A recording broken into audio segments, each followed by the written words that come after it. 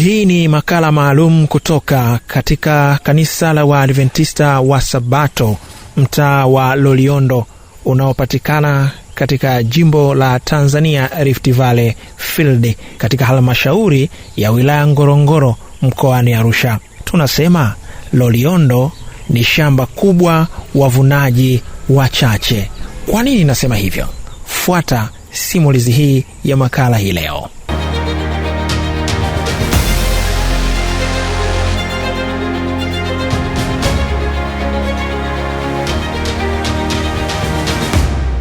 Wilaya Ngorongoro, eneo lenye historia ya kipekee, uzuri wa asili na fursa nyingi za kiinjilisti, ipo kaskazini mwa Tanzania, ikipakana na nchi ya Kenya, ikiwa ni sehemu yenye vivutio vikubwa vya utalii duniani.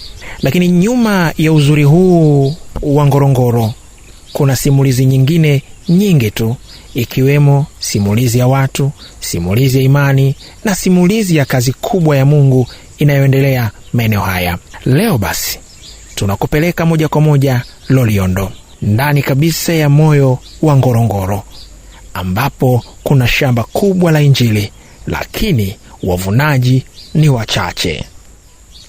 Wilaya Ngorongoro ina wakaazi zaidi ya 270,000 hivi, wengi wao wakiwa ni jamii ya Wamaasai, wakifuatiwa na jamii ya Wasonjo. Zaidi ya 60% ya eneo hili limehifadhiwa kwa ajili ya wanyamapori na shughuli za utalii, ikiwemo hifadhi maarufu ya Ngorongoro na mlima hai wa Oldoinyo Lengai. Pamoja na utajiri huu mkubwa, bado kuna changamoto kubwa ya kuifikia jamii kwa Injili.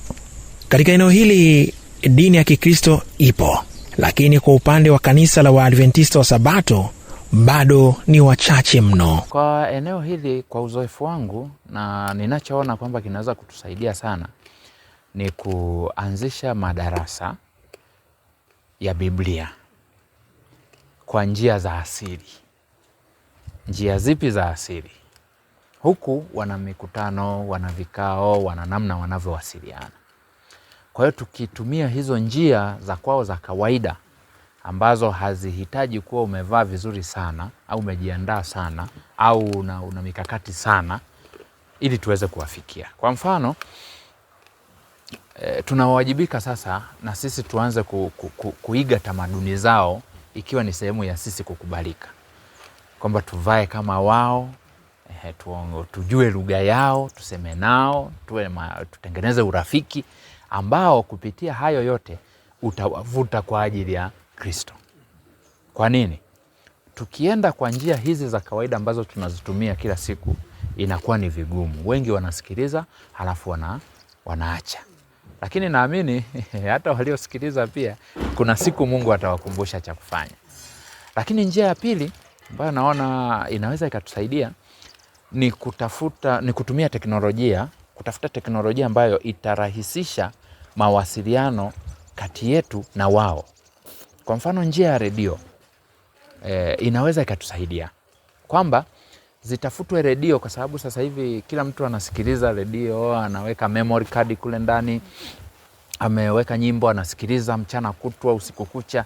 Tutumie hiyo njia kwamba tununue redio halafu tuweke memory card, au zije zile redio. Kuna miaka fulani kule kwetu kanda ya Ziwa nilikuwa nasikia kulikuwa na redio si za kujaza au za kuchaji kwenye sola, halafu inakuwa imeingizwa hizo program za masomo na kadhalika, kwamba tukiwapelekea hizo, watasikiliza usiku, watasikiliza mchana, watasikiliza wakati wa masika, watasikiliza wakati wa kiangazi. Kwa hiyo tutafute sasa namna ya kutafsiri Biblia kwa lugha yao. Lakini jamii hizi kwa historia wamekuwa wakipata mashirika, wageni na serikali ikileta misaada ya namna tofauti tofauti. Kwa hiyo kuanzisha kanisa, kumchangisha mwananchi mwenyeji achange ili lijengwe kanisa, naona inaturudisha nyuma sana kwa miaka mingi. Ndio maana utaona hapa tuna kanisa la Loliondo, tuna kanisa la Waso ambalo pia limejengwa kwa muda mrefu tena taratibu na watu wakuja, wageni wa makabila mengine sio wenyeji. Lakini sasa tuna kanisa la Samunge na Malambo. Unaona, kwa wilaya nzima makanisa manne. Lakini naona huu mkakati wa one day church, hata kama yatakuwa ni makanisa ya wanasema full bat, yani field au conference ione namna ya kusaidia, kwa sababu walishazoea kusaidika kupitia mashirika na taasisi mbalimbali. Hiyo ndio picha halisi ya Loliondo, hitaji kubwa la kuifikia jamii kwa Injili. Kanisa la mahali si jengo tu, ni mkusanyiko wa waumini wanaokusanyika kwa jina la Kristo. Ni mahali pa kukuza imani, kuthibitisha wokovu na kupeleka Injili kwa wengine. Katika mazingira kama ya Loliondo, kanisa linakuwa ni taa katikati ya giza.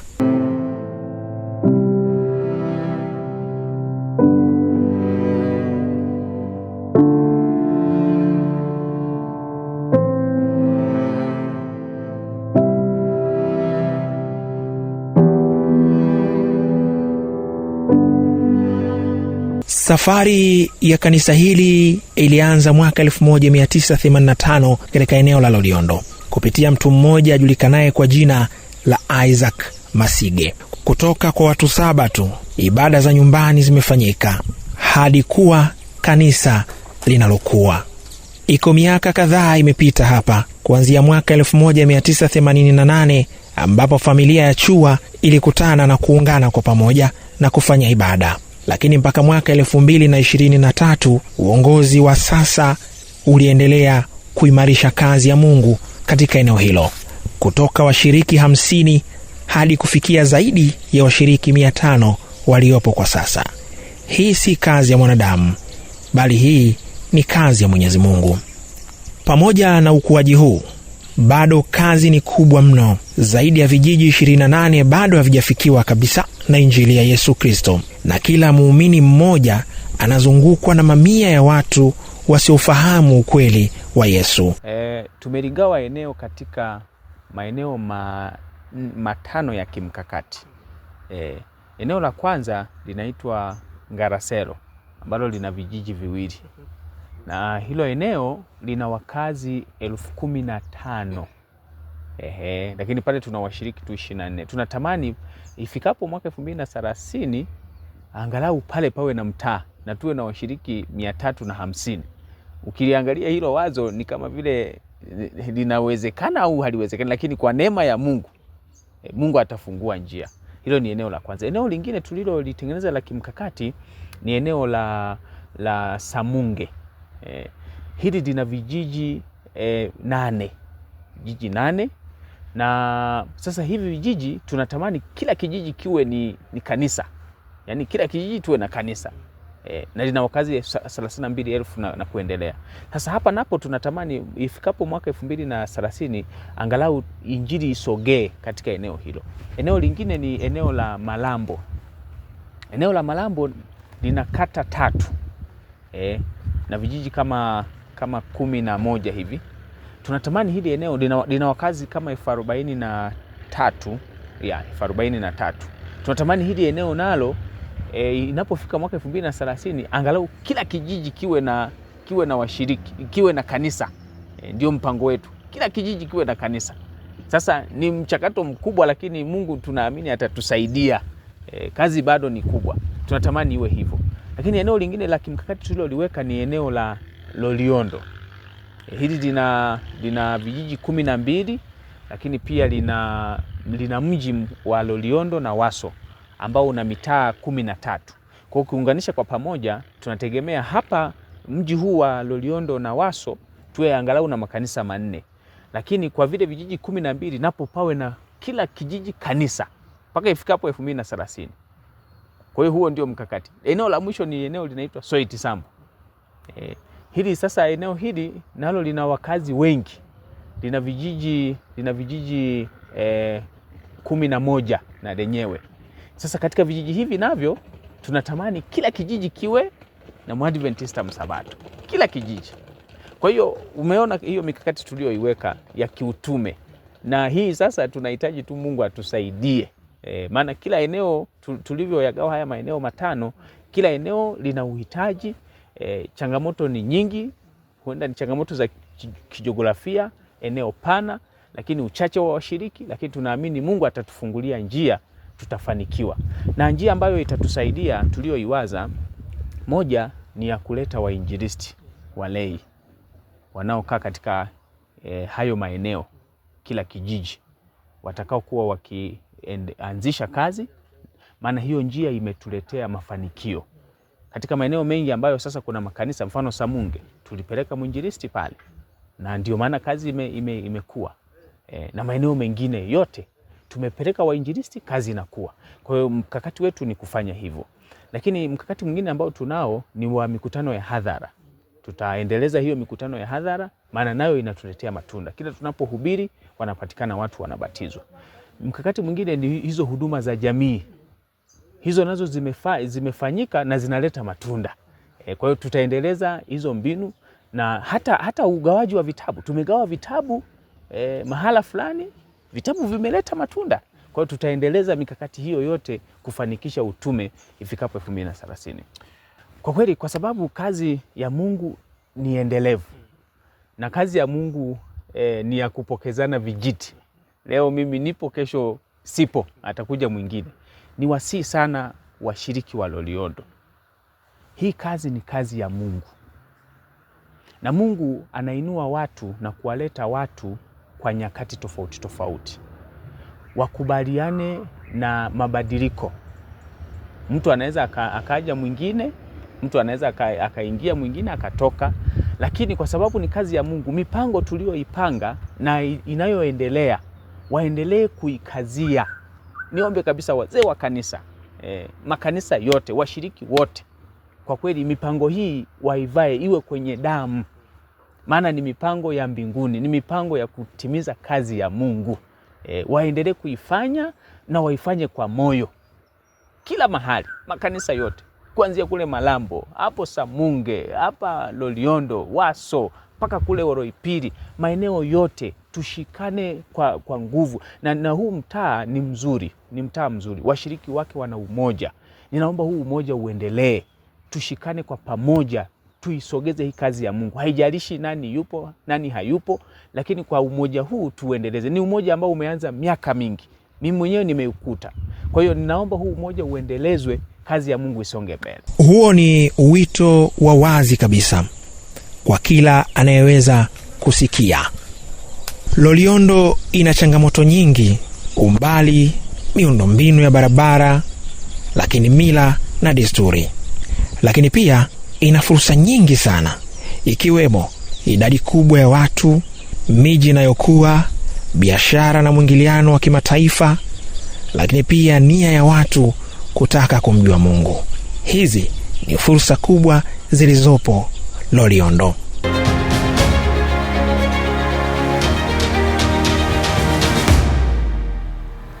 Wakati huo huo, mtumishi wa Mungu, mwenyekiti wa Tanzania Rift Valley Field TRVF, mchungaji Caleb Migombo, alipata nafasi ya kusisitiza, kuwakaribisha, lakini pia kuwaomba watu mbalimbali wenye moyo wa kutaka kuwekeza katika Injili basi kuchukua hatua na kuja kuwekeza katika eneo la mtaa wa Loliondo. Safari ya Loliondo ilikuwa ni safari tuliyokuwa tunaitaka sana, lakini tulipoianza tulijua itakuwa safari ndefu, na ikuchukua muda tukaanza kuona urefu wa hiyo safari. Ubovu wa miundombinu hasa ya barabara kwa sababu ya mvua zinazonyesha, ni safari ambayo haihitaji haraka. Njia inaamua mtasafiri kwa mwendo gani, na lazima mtoe ushirikiano na barabara. Lakini tulipoianza, mawazo yetu yakiwa Loliondo, kila kilomita tulizokuwa tunasafiri ilikuwa ni kilomita za matumaini. Tunakwenda Loliondo kuna watu wa Mungu huko, washiriki wetu, lakini pia kuna jamii za watu ambao tunatamani kuzifikia. Tulitaka kukutana na watu wa Loliondo sana, kiasi kwamba changamoto za njiani zilikuwa haziondoi shauku ya kufika Loliondo. Kwanza tunamshukuru Mungu kwa ajili ya washiriki walio katika maeneo haya ya Loliondo. Makanisa yetu yote maine ambayo yamekamilika kwa maana weekend hii baada ya kutenga kanisa la Semunge, ni washiriki wenye uzoefu, lakini ni washiriki ambao wamethibitisha kwamba wanampenda Yesu. Ni watu ambao ndani yao wamejaa shauku ya kupeleka habari njema kwa watu wengine. Kama kanisa, sisi mmoja ni kuwaimarisha katika mafundisho, lakini pia kuwaimarisha katika namna ya kupeleka injili katika maeneo mapya. Wengi wa washiriki hawa wanatoka katika maeneo mbalimbali Tanzania. Wengine wametoka kule Upaleni, wengine wametoka Karatu na Mbulu, ni wa Ilak, wa Adventista wa Sabato, lakini wengine wametoka Meru, wengine wachache Wachaga, na watu wa Msoma, Kuria kidogo, Jaruo. Ni mchanganyiko wa makabila ya ambayo kwa asili injili ilifika katika sehemu zao siku za zamani. Lakini tunao wengine ambao wamekutana injili hapa hapa Loliondo. Wanatoka nje ya Loliondo, sio Wamasai, sio Wasonjo, lakini wamekutana injili hapa hapa. Wengine ni maaskari, wengine ni madaktari, wengine walikuja kutafuta maisha, ni wafanya biashara, lakini wote hawa tumeona shauku ya kumtumikia Mungu. Ni makusudi yetu kuwajengea uwezo sasa wa mafundisho, kuwajengea uwezo wa kujua namna ya kwenda wengine, kwamba tunapokwenda kwa jamii za Wamasai na Wasonjo, ipo haja ya kufahamu njia iliyo bora ya kiinjilisti ya kuendea watu hao, na tunaenda kujipanga ili idara zinazohusika ziwasaidie, na tutatumia rasilimali watu kutoka nje ya field yetu wenye ufahamu wa namna kufikia makabila mbalimbali waweze kujengea watu wetu uwezo ili tuweze kufanya kazi hii kwa ufanisi zaidi. Habari nyingi za Loliondo si za kweli. Inaweza kuwa ni vigumu kufika Loliondo kwa sababu miundombinu, lakini ukifika nchi hii ni nchi ya neema sana. Ina kila kitu. Sio nchi ya njaa. Kuna fursa za biashara, kilimo, unaona mahindi na maharage kila mahali, kuna mifugo, kuna mwingiliano wa makabila hasa katika senta kadhaa hapa Waso, Loliondo yenyewe, kuna mwingiliano wa makabila. Kwa kweli kuna maisha mazuri hapa, na tunawakaribisha watu, na hata jana tuongea na washiriki kwamba upo uwezekano wa watu kuja kufanya uinjilisti wa kujitolea hapa wakajitegemea, kwa sababu fursa za kujitegemea zipo. Kuna kilimo kinacholipa, kuna ufugaji hapa unalipa, kuna biashara ya mifugo inalipa, lakini kuna biashara mbalimbali hapa. Lakini tuwashukuru, wapo wadau nje ya Loliondo. Nadhani hili ni muhimu niliseme. Wengine wako Arusha, wengine wako Dar es Salaam, wengine wako Dodoma, wako maeneo mbalimbali. Singependa kuwataja majina yao, lakini tuna wadau, washiriki, wafanyakazi wa serikali wanaompenda Mungu ambao wamejitolea kusapoti kazi ya injili katika maeneo ya Loliondo. Tunao wainjilisti kadhaa zaidi ya 5 ambao kwa sehemu kubwa wanalipwa na watu binafsi. Nichukue fursa hii mahali popote wanapotusikiliza kuwatakia baraka. Mungu awabariki kwa kujitoa kwao.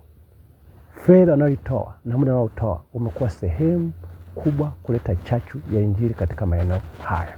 Na tutaendelea kualika wadau wengine, lakini waalike wote wanaokereketwa kupeleka injili. Loliondo ni mahali sahihi na Mungu atawabariki. Kulikuwa na uelewa mpana kiasi fulani tukija wa jamii ya Wamasai, na kwa kweli kutokea Mto wa Mbu mpaka tunakaribia Loliondo, mbuga hizi zilikuwa zimejaa kondoo, mbuzi na ng'ombe na wafugaji wa Kimasai. Tulikuta sehemu nyingi ambao kuna masoko, kuna vijiji, tuliona Wamasai. Tumezoea kuwaona, tunajua habari zao, na tunajua kwamba wanahitaji injili, na kwa namna fulani kuna maeneo kadhaa tumepenya Wamasai. Lakini kwa Wasonjo ilikuwa ni taarifa nyingine tofauti. Ilichukua muda kufika mpaka kwenye maeneo ambayo kwa kweli ndio jamii ya Wasonjo, ambao kwa sehemu kubwa ni wakulima, ambao pia wana mila zao na tamaduni zao, lakini pia wana miungu yao, mpaka wana sehemu za kuabudia. Haya yote tuliyaona njiani, tuliyaona katika ziara zetu kupita kwenye makanisa.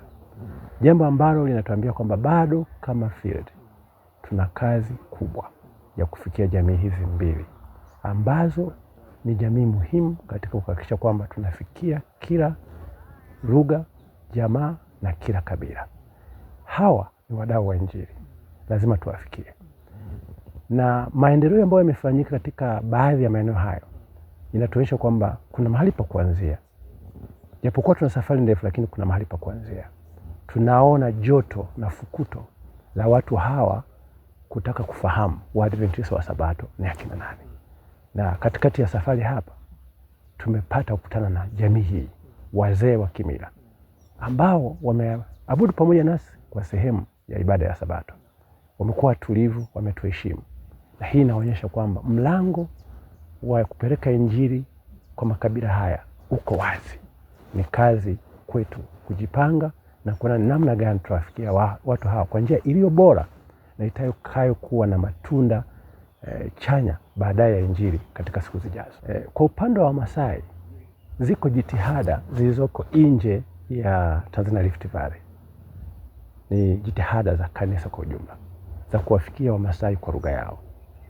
Na njia hizi ni kupitia redio AWR, ambao zipo redio ambazo zina mafundisho ya Kimasai, na iko timu ambayo inafanya kazi kwa ajili ya kuwafikia Wamasai kwa lugha yao na kwa tamaduni zao. Na bahati nzuri tuna wachungaji, tunawatenda kazi ambao ni Wamasai wanaofahamu mila na desturi za Wamasai. Sisi kama field sasa tunahitaji kuongeza jitihada za kufanya kazi na hii timu, kuona namna bora tunaweza kuwafikia hawa ambao hawakusoma lakini wanasikia lugha yao. Lakini pia yako mawazo yanaanza kujengeka kwamba je, tunawezaje kuongeza uwezo wa watu kuwa na uwezo wa kusoma na kuandika katika jamii hizo ili iwe rahisi kuwafikia kwa maandiko. Lakini pia tunadhani kwamba kile kizazi kipya cha Wamasai na Wasonjo ambao wanajua kuandika na kusoma na kuandika ni kizazi ambacho tunahitaji kukifikia. Tunakifikiaje? Tunapitia kwa wazee wao. Tunapopata kibali cha jamii kwamba sisi ni watu wema, tunawapelekea habari njema, ni watu wa amani, wazee hawa kutufungulia milango, lazima tutafute program zinazowalenga vijana na watu wa rika za kati ambao wamepata nafasi ya kusoma. Lakini huenda ni wakati wa kuanza kufikiria kutafuta namna ya kuchukua watoto hawa wa Kimasai, watoto wa Kisonjo na kuhakikisha kwamba wameingia kwenye shule zetu ili waweze kufahamu kweli Waadventista wa Sabato mapema, wamjue Yesu, wao wawe ni sehemu ya kanisa kurudisha ujumbe huu wa habari njema kwa wazazi wao na kwa ndugu zao vijijini.